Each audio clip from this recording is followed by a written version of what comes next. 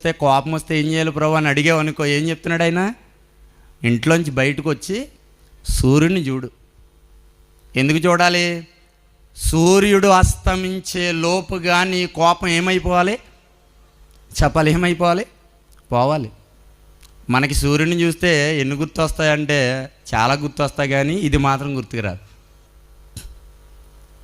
సూర్యుని చూడగానే పొద్దున్న ఏం చేస్తారండి మీరందరూ? చెప్పండి.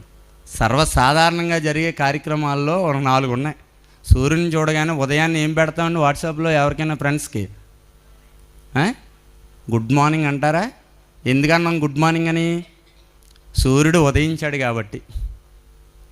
అదే సూర్యుడు నన్నెత్తుకొచ్చాక ఏం చెప్తారు? గుడ్ ఆఫ్టర్నూన్ చెప్తారు. అదే సూర్యుడు అస్తమిస్తున్నాడు అంటే అప్పుడేం చెప్తారు? గుడ్ ఈవినింగ్ చెప్తారు. ఇక సూర్యుడు వెళ్ళిపోయాడు లేడు అంటే ఏం చెప్తారు? Good night. అబ్బా, సూర్యుడిని చూస్తే ఎన్ని పాఠాలు నేర్చుకున్నాం మనం? 4 చెప్పాం.